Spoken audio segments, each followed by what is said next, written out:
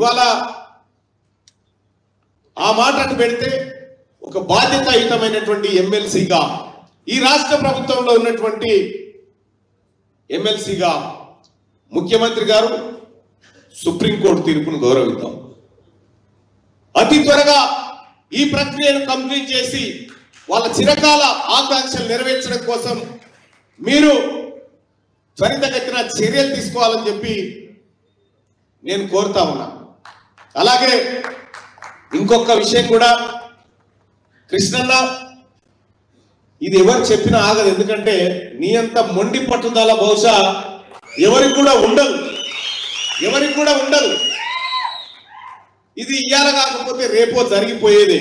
కానీ అయిపోయిన తర్వాత ఆ శరీరానికి ఇది జర్ర రెస్ట్ తీసుకుంటా అనేటువంటి మాట పొరపాటున రానియకు. అసలైన యుద్ధం ముంగటుంది. ఇంకా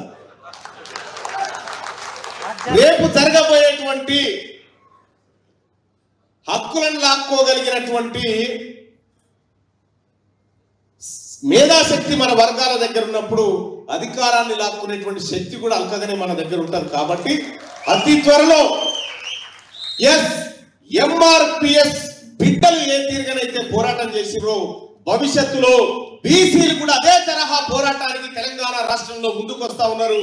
సోదరులారా, నేను ఒక మాదిగ బిడ్డ ఇంటి అల్లునిగా నేను రిక్వెస్ట్ చేస్తా ఉన్నా, బీసీల పక్షాన కూడా మేము నిలబడాల్సినటువంటి అవసరాన్ని గుర్తిస్తా ఉన్నా. రేపు బీసీల కన్నా వాస్తవానికి అంతో ఇంతో దక్కాల్సిన సమయంలో కొద్దో గొప్ప జరిగింది ఎస్సీలకు. కానీ 90వ దశకం దాకా బీసీలకు రిజర్వేషన్ల రూపంలో ఏమీ దక్కలేదు. కాబట్టి ఇవాళ మెజార్టీ ప్రజలైనటువంటి బీసీల ఈ ఉద్యమానికి సంఘీభాగంగా నిలబడి ఈ ఉద్యమాన్ని గౌరవిస్తున్నాం. రేపొద్దున ఈ బీసీల అనగారిన బిడ్డలు ఎవరైతే ఉన్నారో వాళ్ళ ఉద్యమానికి కూడా ఈ ఎంఆర్పిఎస్ ఉద్యమ వందనాలు ఉండాలి, ఆశీస్సులు ఉండాలి. మందకృష్ణ మాదిగన్న కూడా రేపు రాబోయేటువంటి యుద్ధంలో మా అందరిని ఆశీర్వదించాలని మనసారా కోరుకుంటూ, తెలంగాణ బీసీ బిడ్డలారా, ఈ వేదిక నుంచి నేను ఒక మాట అప్పీల్ చేస్తా ఉన్నా. ఇది దశాబ్దాల పోరాటం, ఇది న్యాయమైన పోరాటం, ఇది న్యాయంగా దక్కాల్సినటువంటి వాటా కోసం జరిగిన పోరాటం. కాబట్టి దీనికి మనమందరం కూడా బేషరతుగా ఈ బిడ్డలకు మద్దతు ఇచ్చినటువంటి అనేక మంది ఈ ఉద్యమంలో పాల్గొన్నారు. బీసీలు కూడా చాలా మంది ఈ ఉద్యమం కోసం మందకృష్ణ అన్న వెంట తిరిగినటువంటి బిడ్డలు అనేక మంది ఉన్నారు. ఈ రోజు కూడా చెప్తా ఉన్నాం, ఒక్కసారి ఆ బిడ్డలను అండగా నిలబడి మనమందరం కూడా ఐక్యంగా వారికి మద్దతు తెలుపుదామని చెప్పి బీసీ సోదరులకు కూడా తెలియజేసుకుంటా ఉన్నా.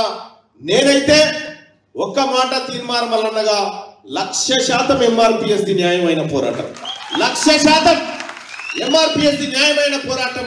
ఆ పోరాటంలో మాట్లాడేటువంటి అవకాశం కల్పించినటువంటి సభాధ్యక్షుల వారికి ధన్యవాదాలు తెలియజేస్తా ఉన్నా. సెలవు తీసుకుంటాం. లైక్ చేయండి,